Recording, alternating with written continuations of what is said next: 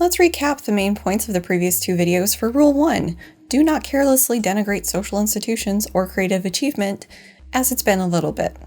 People are social creatures and need to outsource thinking.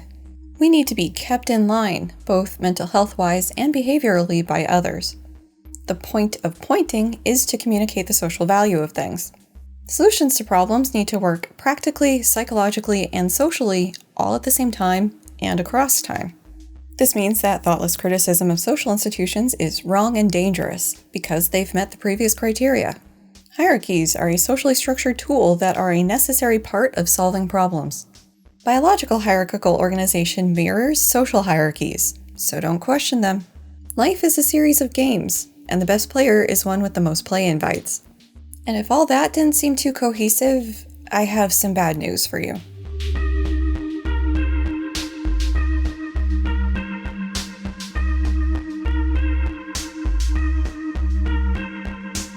This video made possible thanks to the continuing support of viewers, patrons, and PayPal pals like you. Thanks! Hi, welcome back to this cognitive psychologist's bizarrely thorough response to Jordan B. Peterson's Beyond Order 12 More Rules for Life.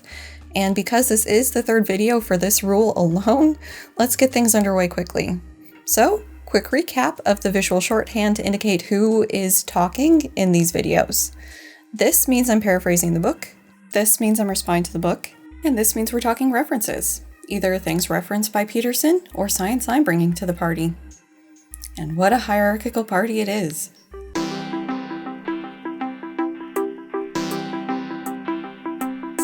It is useful to take your place at the bottom of the hierarchy. It can aid in the development of gratitude and humility. At first glance, this seems at odds with the original 12 rules' first rule. Stand up straight with your shoulders back. This rule is about assuming the posture of dominance so that you can be like the mighty lobster, get those serotonin hits, and make your way up the dominance hierarchy. It was emphasized a bit that being low on the hierarchy is bad. So let's see how he explains the seeming incongruity. Gratitude. There are people whose expertise exceeds your own, and you should be wisely pleased about that. There are many valuable niches to fill, given the many complex and serious problems we must solve. The fact that there are people who fill these niches with trustworthy skill and experience is something for which to be truly thankful. I guess? It's useful to know that my lacking knowledge in medicine probably won't mean my untimely death if some health crisis should arrive. Although taking medicine as an example is a little topical, given Peterson's medical journey and his increasing distrust for most medical professionals. But if you work at something long and hard enough, at some point you may well become the expert at that thing. That's part of what being a PhD is about. You are the expert at some incredibly minute, specialized something in a field. Humility. It is better to presume ignorance and invite learning than to assume sufficient knowledge and risk the consequent blindness. It is much better to make friends with what you do not know than with what you do know, as there is an infinite supply of the former, but a finite stock of the latter. When you are tightly boxed in or cornered, all too often by your own stubborn and fixed adherence to some unconsciously worshipped assumptions, all there is to help you is what you have not yet learned.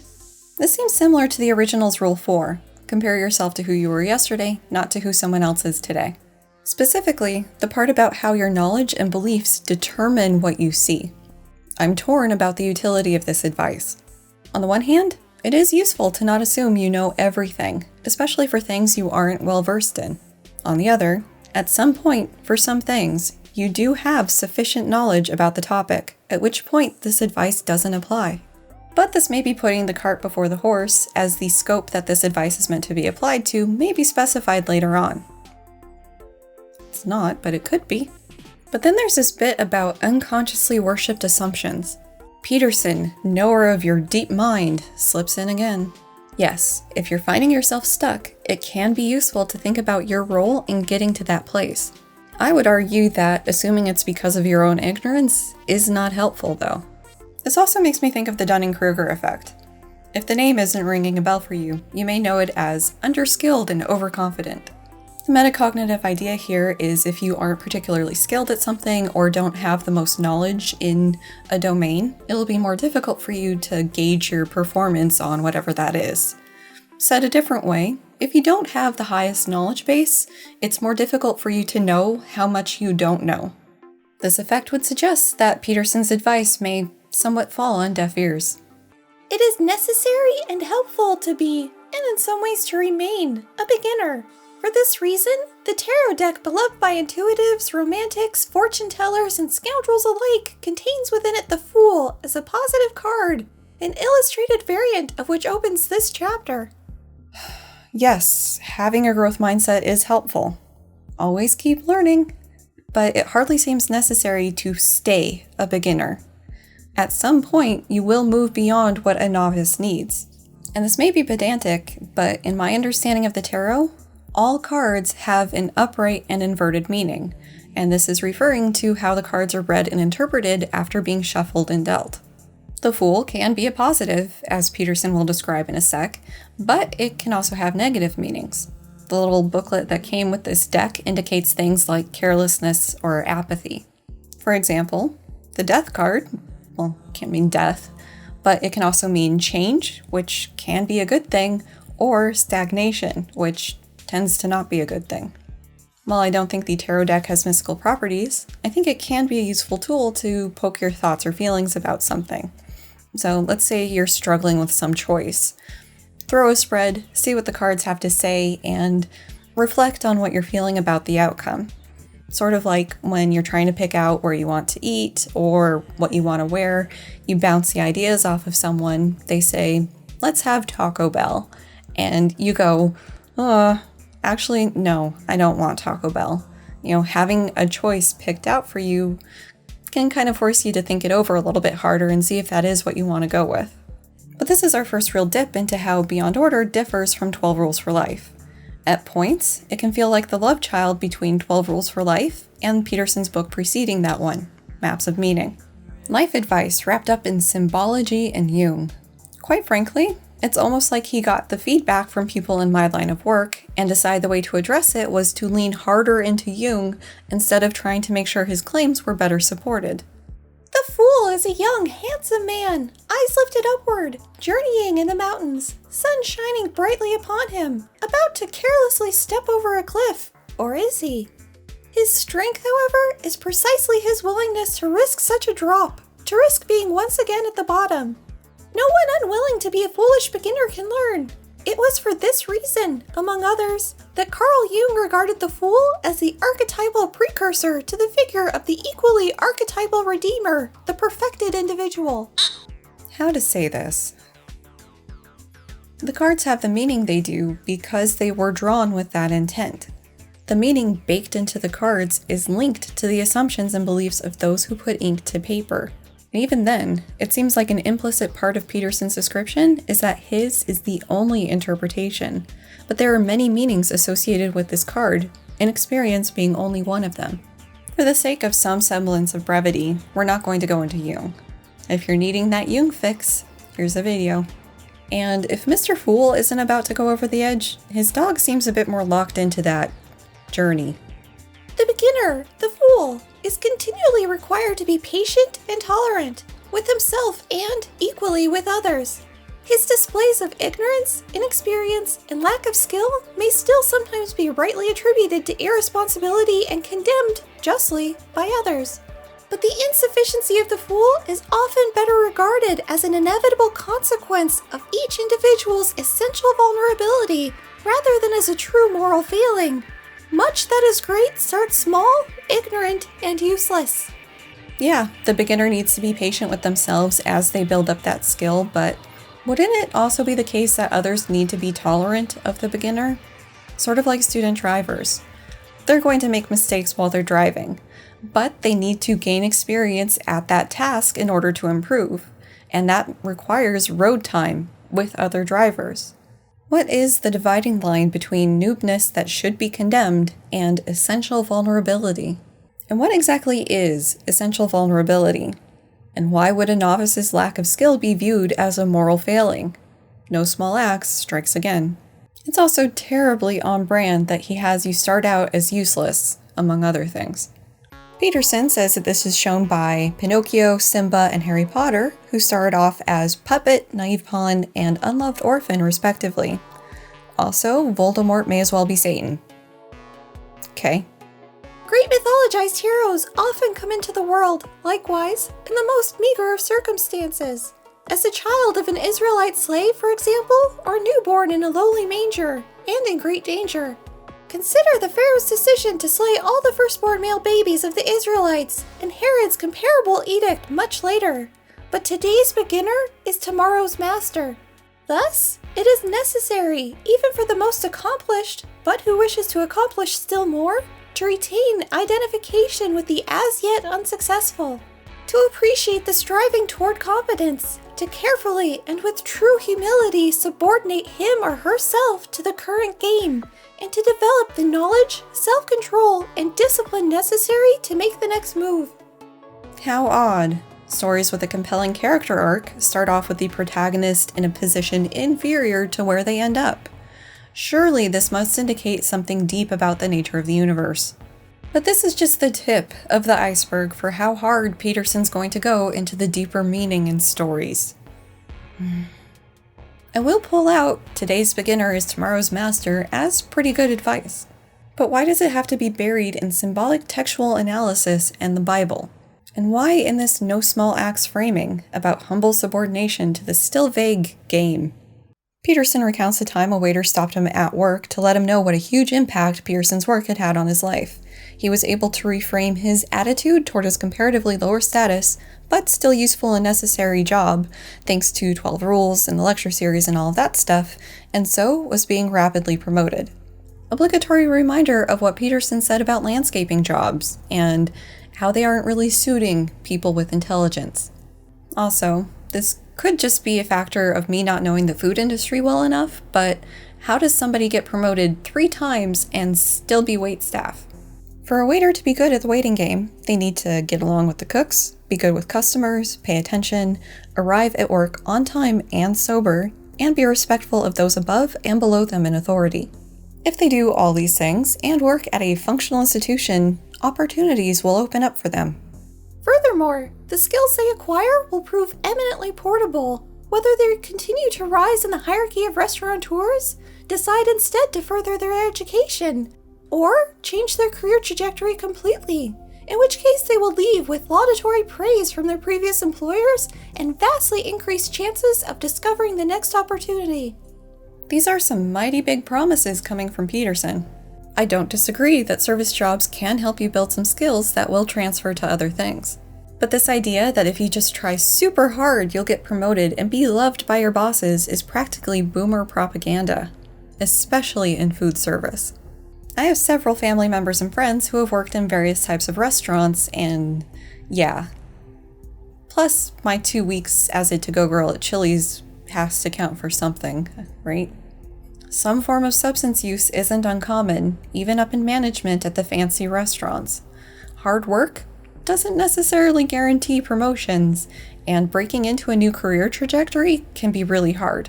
Peterson certainly left himself some room with the parts about workers needing to be sober and the institution functional, as the case could be made that people working these jobs aren't advancing or finding opportunities because these requirements aren't being met. But when your ability to make a minimum wage depends on the whims of your customers, that you may be juggling a couple jobs to make a livable wage, and that your bosses may care more about their bottom line than their employees, there's only so much a bootstrappy attitude can get you. This waiter had accepted, and therefore transcended, his role as a beginner. He had ceased being casually cynical about the place he occupied in the world, and the people who surrounded him, and accepted the structure and the position he was offered. He started to see possibility and opportunity, where before he was blinded, essentially, by his pride. He stopped denigrating the social institution he found himself part of, and began to play his part properly. And that increment in humility paid off in spades. I am glad for this waiter, that he was able to find a more positive mindset because of Peterson's work. But it seems like the takeaway message here is to work your job with a smile in your heart and things will work out, which doesn't really seem to be about taking a novice mindset. Criticizing your place in the world, possibly due to socioeconomic factors outside of your control, somehow means you're blinded by pride and should really try to be more humble. It isn't that many companies are working to keep their stakeholders happy at the cost of employees, sometimes even customers. Nah, it's that you need to be a good little worker ant and gratefully accept the cards you've been dealt. I don't like where this is going.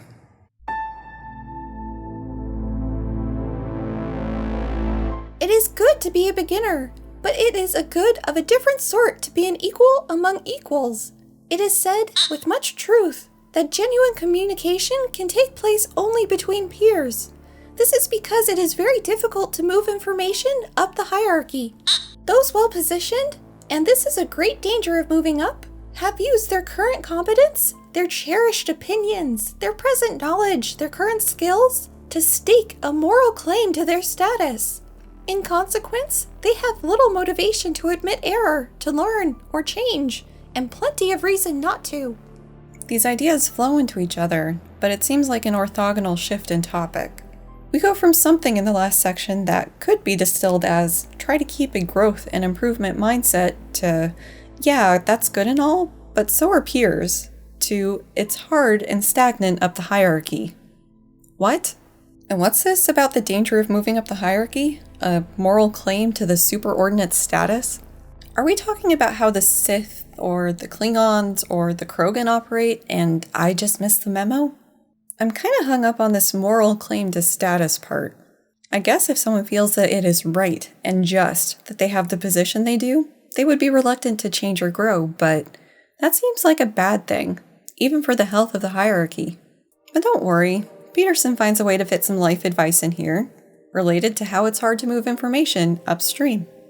If a subordinate exposes the ignorance of someone with greater status, he risks humiliating the person, questioning the validity of the latter's claim to influence and status, and revealing him as incompetent, outdated, or false.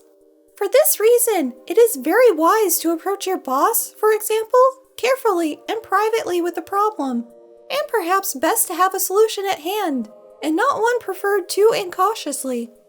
Okay, so information is hard to move up because information moving upstream is only demonstrating that those above you have fucked up in some way. Really, Peterson? Personal assistant to boss. Hey boss, there's going to be an office party Friday. Boss. How dare you? You have humiliated me in my station. Get out. Now, I get telling your boss they fucked up is a delicate situation. One of the lawyers on YouTube recently talked about that aspect of her job at Big Law and why she quit.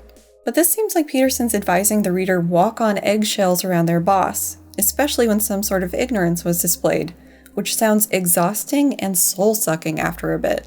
It does seem feasible that many bosses' egos are this fragile, but holy shit is that toxic. Dr. Mr. Husband, physicist and script reviewer extraordinaire, wanted me to mention that subordinates exposing issues is pretty much expected in large collaborations, if not academia in general. Everyone is encouraged to make the project better. Principal investigators all the way down to undergrads.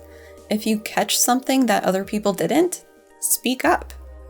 Worst case scenario, you learn that this is not an ideal situation, but it's the best trade-off that could be made with the different constraints. Best case, you just save the project a load of money, time, and grief. And with Peterson talking about bosses, I am once again reminded of my grad school situation with an obstructive advisor.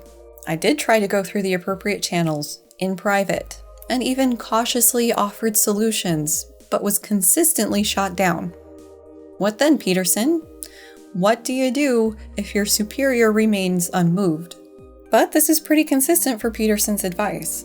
It's not that this system where the superiors must almost be coddled is not the best way of doing things. You just need to learn how to navigate it, to play the hierarchy game. At the very least, could we work to change the situation so that there's an information stream going up the hierarchy that doesn't penalize those below? Or would that be denigrating the social institution of hierarchies too much? But it's hard to move information down the hierarchy too. Subordinates not feeling like they can do anything with the info, resentment by subordinates leading to contrary actions to the info, New or inexperienced or less educated subordinates going along with the info because of the power differential instead of quality of argumentation and observation of competence. Peterson did give an example, so we have at least some idea of what this information flow could be, but a lot of this is going to be completely irrelevant by the next paragraph. So it seems like a lot of this could have been cut, as this talk of information in the hierarchy is superfluous, especially since the one context provided by Peterson is not going to mesh with what's coming next. But we are spending the time here because it does clearly lay out part of how he thinks the hierarchy functions. All that said, having a more complete idea of what this information could include would be helpful, because right now it seems primarily relevant to the business world.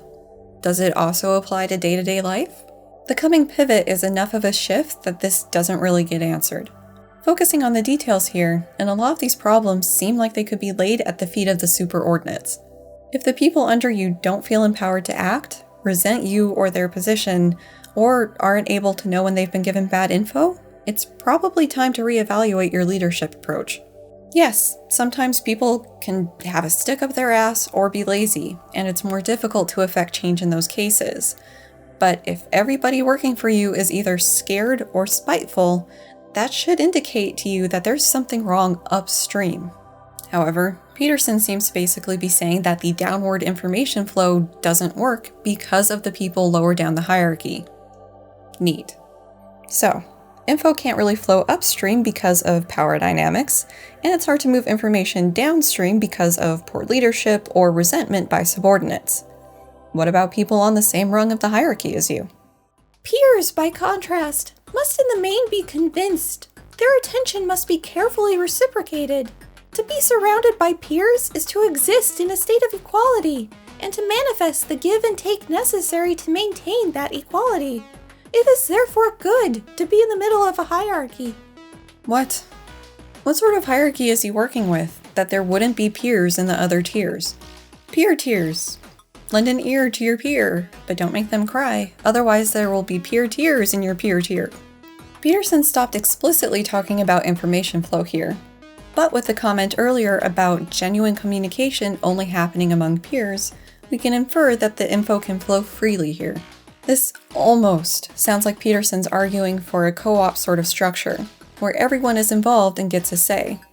Which is a little funny given Peterson's "the postmodern neo-Marxists are ruining society" shtick. But why is it good to be in the middle? That almost sounds like it's encouraging complacency. Pivot? This peering in the middle is why friendship is important, especially at a young age. His granddaughter, when she was young, enjoyed passing her toys to somebody she knew and having them returned. But when in more social situations, she hoarded toys near her mother, going so far as to just directly take a ball from another kid to add to her stash, and was distinctly unimpressed if other children came along to purloin one for themselves. Not being able to share is normal for 2-year-olds. This seems counter to his advice in the original's parenting chapter. Do not let your children do anything that makes you dislike them. Working from that, I would have expected some effort from Michaela to get her daughter to return the toys, especially from the boy she stole the ball from, as that sort of behavior would not be tolerated by society later in life. And hoarding and stealing toys would not make his granddaughter the well-liked child of the playground by the other parents and kids. The normalcy of these behaviors for that age group did not matter in the original 12 rules, so why do they matter here? And remember, this is the man who fought his son as a toddler to get him to feed himself. Like, come on. By age 3, children can share, play games, and make friends. And these early friendships are important in the ability to peer well. Children without close friends have a higher likelihood of later psychological problems, as well as being more likely to be unemployed and unmarried when older.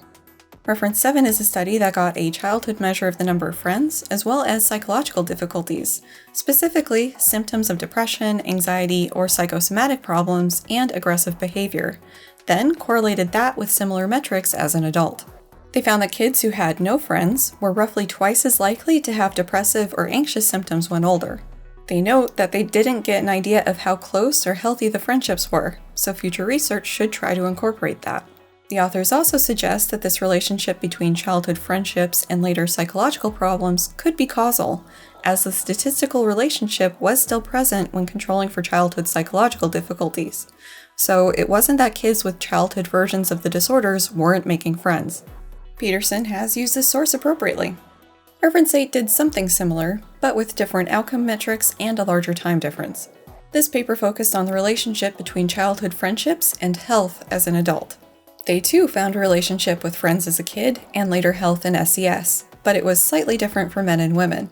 Overall, if a child had more friends as a kid, as rated by a teacher, they were more likely to be employed, had a higher educational level, experience a hangover at least monthly, have quit smoking, and have more social support. The gender difference is that the relationship between health and friends when young was graded in women, whereas in men, it was more of a step between 0 friends to any friends. Also, the mediating effect of SES differed.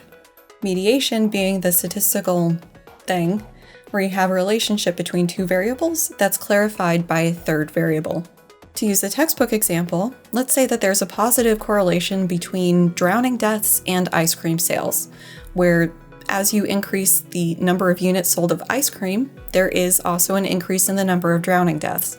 Now, it is possible that there is a causal relationship here where maybe people eat ice cream and then go out and swim and drown, but it's also possible that there's a mediating variable, in this case, let's say temperature, that can explain the relationship between these 2 other variables.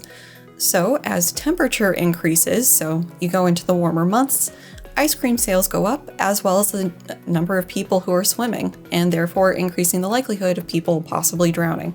In women, individual variability, adult SES, and social support mediated the friendship health association, while for men, adult SES was the primary mediator. To get at Peterson's specific claims, we're going to have to turn to the data table, as it wasn't really a part of the author's focus. Note that the numbers in the data table are percentages, not raw counts. I'm unclear on exactly what statistical tests the reported significance results are for. I know it's some sort of relationship between the predictor variables and that health outcome, but is this an ANOVA? Is it a regression? Like, what did they do? Interestingly, for employment status, there is a significant relationship between the number of friends and self-rated health for the unemployed but not employed. I'm surprised they didn't probe that further. Looking now at marital status, there are significant relationships for the never married, widowed, and divorced or separated and self-rated health, but not for the currently married. But Peterson's claims that those without close childhood friendships have problems later on in life with marriage and employment aren't directly addressed by this paper. It's possible he did some statistical analysis based on the descriptives in this paper, but he doesn't indicate that or report anything that would suggest he did. And I don't have SPSS anymore, and suck it are, so we're going to look at some plots instead. We can plot the percentages supplied in Table 1 for employed and unemployed by number of friends. Comparing those with 0 friends against those who had some number of friends, it seems like there's a slight interaction between friendedness and employment status. This interaction may even be significant because of the number of participants involved. But it's hard to say if those couple of percentage points are realistically meaningful. Looking now at Peterson's claim about difficulties with marriage, the largest difference is in the married status, with roughly 5% difference favoring those who had friends when young. Looking specifically at the unmarried, we're talking about 10% for no friends and roughly 7% for those who had friends. But an assumption by Peterson, that will be talked about in much more length later on in the book, is that marriage is something everybody wants, and that's just not the case. For curiosity's sake, the difference for the divorced or separated adults is 19% in the 0 friends and about 17% with friends. Again, not a huge difference. Now, as I said, it is possible that Peterson sat down and did some statistical analysis on these figures to get some concrete significance results, but he's made no indication of such.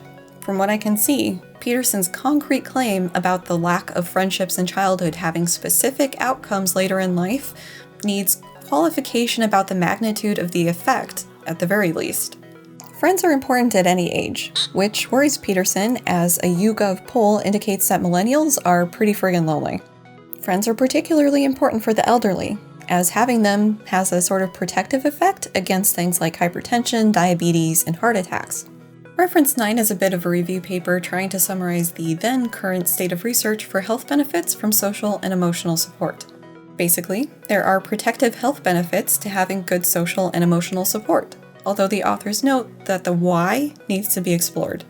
Peterson's use of this reference is fine. Peterson notes the support he and his wife received both when things were going poorly, with their separate health problems, as well as when things were going well, like his sudden rise to the international stage. Cool. Having a support network is helpful for good times and bad. Now, pivot back to work and peers. The relationships established with colleagues of similar status at work constitute another important source of peer regulation, in addition to friendship. To maintain good relationships with your colleagues means, among other things, to give credit where credit is due.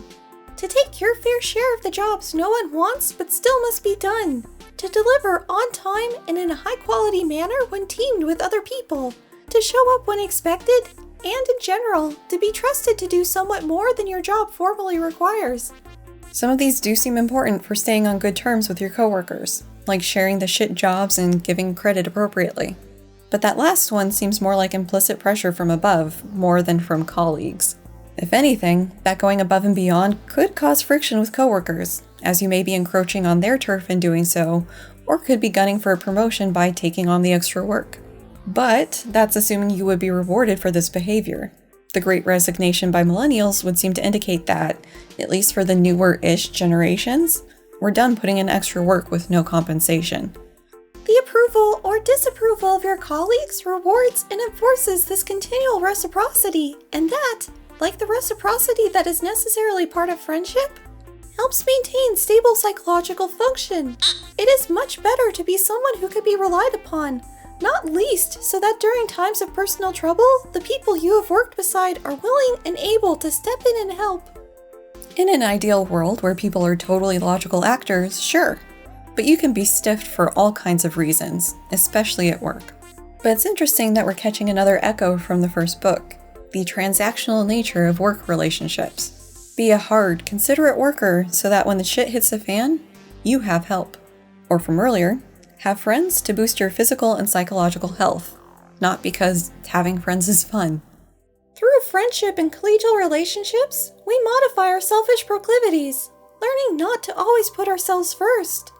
Less obviously, but just as importantly, we may also learn to overcome our naive and too empathetic proclivities, our tendency to sacrifice ourselves unsuitably and unjustly to predatory others, when our peers advise and encourage us to stand up for ourselves. In consequence, if we are fortunate, we begin to practice true reciprocity, and we gain at least some of the advantage spoken about so famously by the poet Robert Burns. I would some power the gifty gie us, to see ourselves as others see us. It would free money a blunder free us, and foolish notion. What airs and dress and gait would lay us, and even devotion. He says we aren't putting ourselves first, and at first glance it may look that way, but with the mention of the health benefits or coworker insurance, it seems like there's still a selfish motive behind these actions, at least in his view. This reads like your peers will always have your best interests at heart, and that itself seems naive. I also think it would be more useful to learn for yourself your boundaries and how to enforce them with others, rather than needing your peers to encourage you to do so. If you aren't doing it and they help you see that, maybe model doing it, great. But it's ultimately a skill you need to nurture for yourself. And my alleged postmodern neo-Marxist education seems to be failing me as I can't make sense of this poem. Turning to good old Wikipedia, we get: the narrator notices a lady in church with a louse that is roving, unnoticed by her, around in her bonnet. The poet chastises the louse for not realizing how important its host is, and then reflects that, to a louse, we are all equal prey, and that we would be disabused of our pretensions if we were to see ourselves through each other's eyes.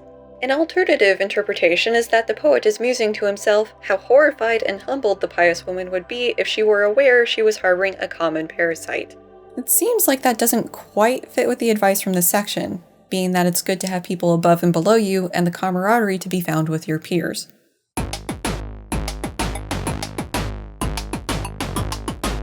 It is a good thing to be an authority.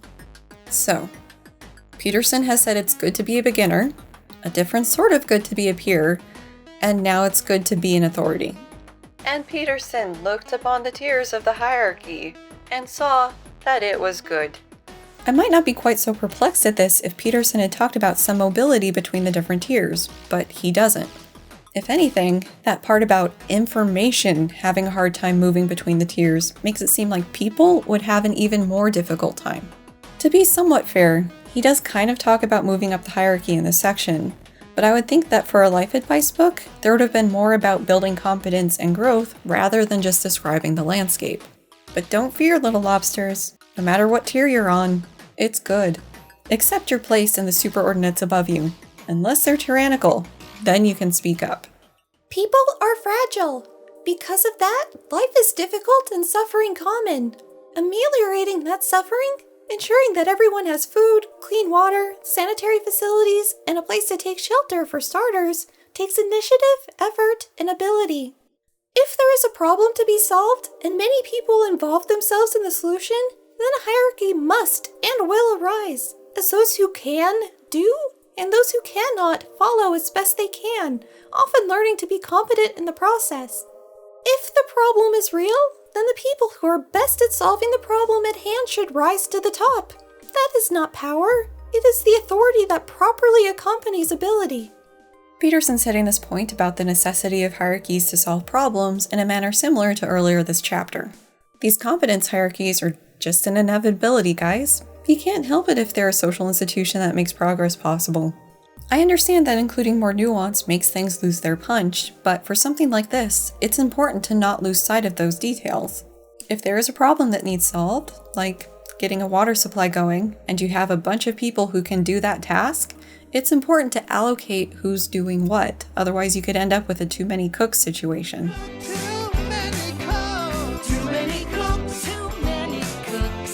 While it can be the case that the more skilled are doing what they're good at, and those who cannot are helping, it can also be the case that despite your ability to do the task as well as whoever's doing it, trying to squeeze in will just complicate and delay things. But Peterson is back at it with his two boxes. You either can, or you can't. And those who can should rise to the top of the hierarchy. This is basically the groundwork justification for a meritocracy. Now, it is self-evidently appropriate to grant power to competent authorities if they are solving necessary problems, and it is equally appropriate to be one of those competent authorities, if possible, when there is a perplexing problem at hand. This might be regarded as a philosophy of responsibility. A responsible person decides to make a problem his or her problem, and then works diligently, even ambitiously, for its solution with other people in the most efficient manner possible. Efficient because there are other problems to solve, and efficiency allows for the conservation of resources that might then be devoted importantly elsewhere. At this vague, black and white description of things, yeah, somebody who can solve whatever problem should be given the space to do so. But I'm uncomfortable with this carte blanche power for competent authorities. And I think part of why this is sitting weird for me is just thinking about small-scale examples. If you have somebody fixing something for you, formal contract or not, you are giving them some permission to access your property with the understanding that they will make it better. In doing this act, you are giving them some power over you. But in many, if not most, cases, there will be some form of contract between you and the repair person, indicating that you are expecting them to fix your item and you will repair them for their services, and that they will fix your thing and not abuse their power. In an ideal world, it ends there. But we're not in that ideal world, and too many repair people abuse that power. Trying to hold the repaired item hostage in exchange for more money, trying to say that there's more wrong with the item in exchange for more money, or trying to gain some unagreed to benefit from that item, like stealing pictures off of a phone or other data that was on it. What I'm getting at with this example is it's important to not just blindly trust authorities because they are authorities and assume that they have your best interests at heart. They might not. I'm also not saying that you need to breathe down everybody's neck 24/7, but it is useful to just keep that in the back of your mind. This next portion is going to be Peterson trying to establish the line between good and bad ambition. Ambition is often, and often purposefully, misidentified with the desire for power, and damned with faint praise, and denigrated, and punished. And ambition is sometimes exactly that wish for undue influence on others. But there is a crucial difference between sometimes and always. Why is there a common mischaracterization of ambition as being power-hungry? How is ambition punished? By who? For what purpose? Is this along the lines of the previous book's 11th rule, where part of the argument seemed to be that ambition was being punished by modern society, especially in boys and men? Authority is not mere power, and it is extremely unhelpful, even dangerous to confuse the two. When people exert power over others, they compel them, forcefully. They apply the threat of privation or punishment, so their subordinates have little choice but to act in a manner contrary to their personal needs, desires, and values. When people wield authority, by contrast, they do so because of their competence, a competence that is spontaneously recognized and appreciated by others, and generally followed willingly, with a certain relief, and with the sense that justice is being served. Why is it dangerous to confuse ambition for power? Peterson, Speaker of Doom, back at it again. This part about exerting power really sounds like the original's parenting chapter. Readers were instructed to basically exert their power over their children through physical discipline, to keep their kids from doing anything that made the reader dislike them. This style of parenting is called authoritarian for a reason. It seems like an implication here ties into the just world phenomenon. We talked about this in the original series for Rule 6. Set your house in perfect order before you criticize the world. The basic idea here is that we can have a tendency to think that people are deserving of what they get, typically for negative outcomes, but it can also be for positive things as well. So, in this context, the people up top deserve to be there because of their competence. This competence that is somehow spontaneously recognized and followed with relief and other good vibes. The difference between good and bad ambition comes down to distinct motives and characteristics. Bad ambition. They are power-hungry, tyrannical and cruel, even psychopathic, and want control for self-gratification, jealous destruction of others, and fulfilling resentment. In good ambition, the people are diligent, honest, and focused, and want to solve problems. Good ambition should be encouraged. Is this a thing I'm not aware of? To discourage ambition just across the board? I remember my academic ambitions being supported at home and at school. My dance ambitions were pretty squashed, but to be fair to the teacher who squashed them, talent will get you so far, but you need to have the right body type and height, which I do not have for ballet, so fair enough.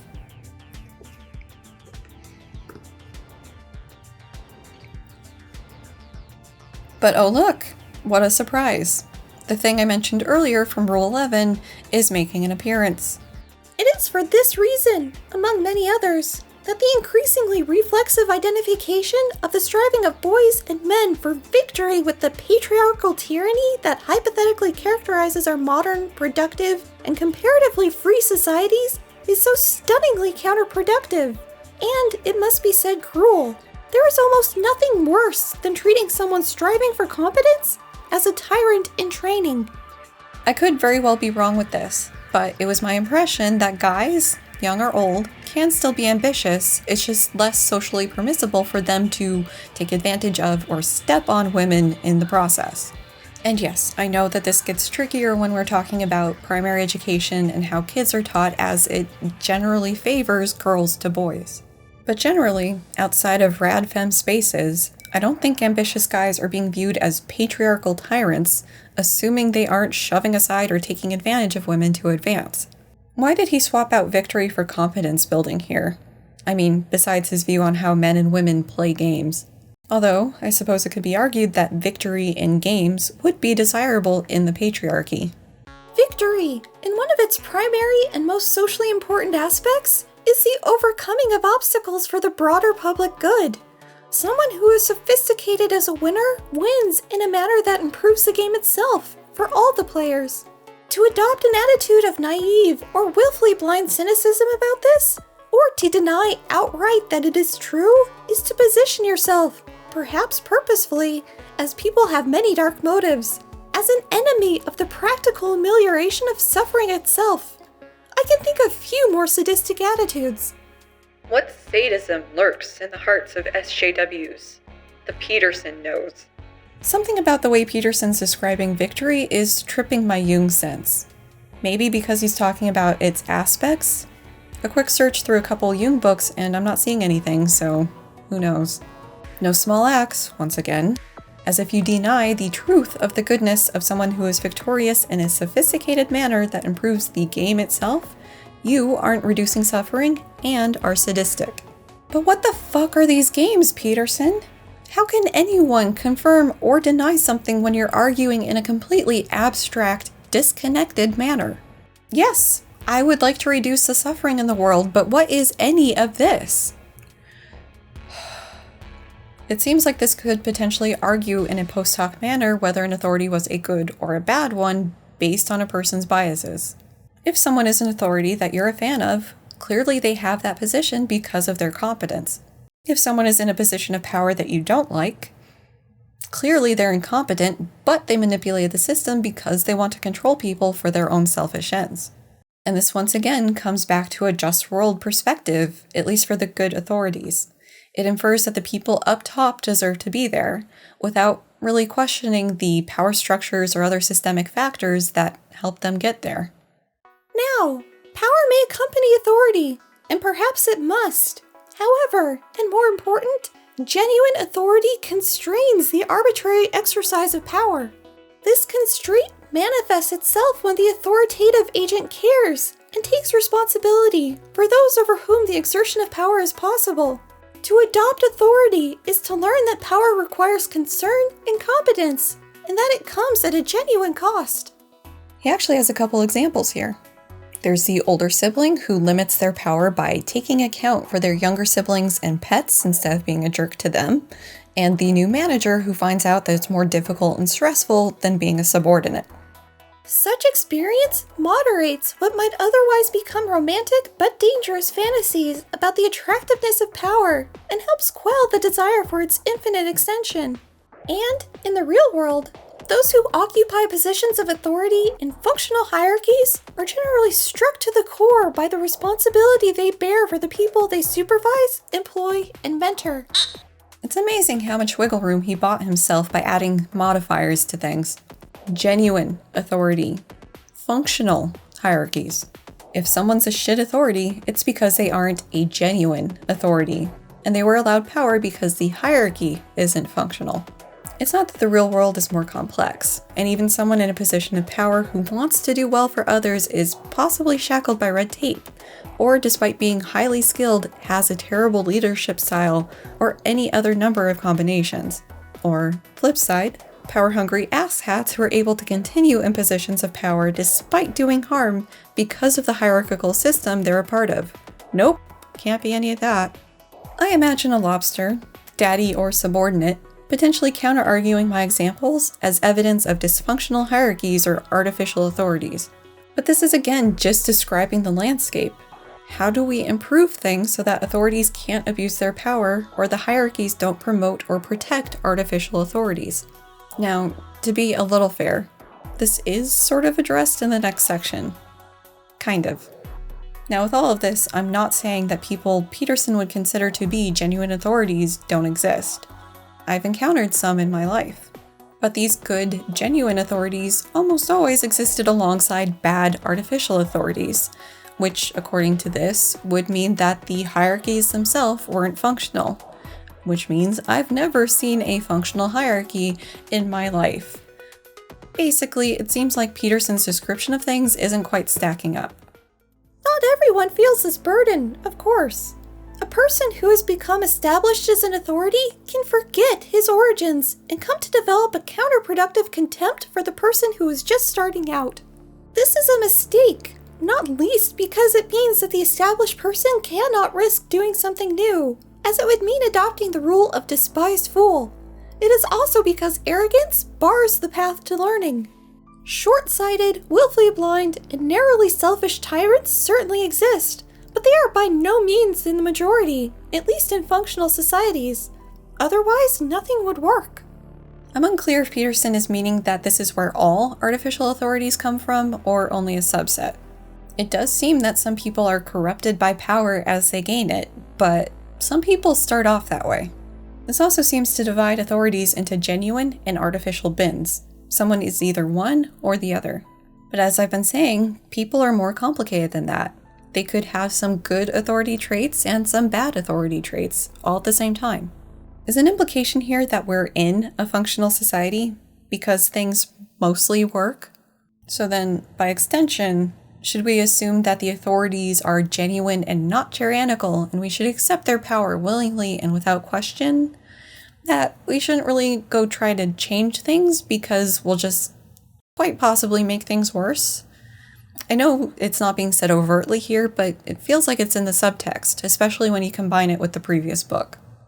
The authority who remembers his or her sojourn as voluntary beginner, by contrast, can retain their identification with the newcomer and the promise of potential, and use that memory as the source of personal information necessary to constrain the hunger for power. Peterson describes instances of helping subordinates build their competence in his time as a professor and researcher, notes that it feels similar to raising kids, and that it is one of the primary motivators of valid ambition. Thus, the position of top dog, when occupied properly, has as one of its fundamental attractions the opportunity to identify deserving individuals at or near the beginning of their professional life, and provide them with the means of productive advancement. Peterson's meritocracy is back. How is someone identified as deserving? From experience, I know there's a couple different ways to go about this.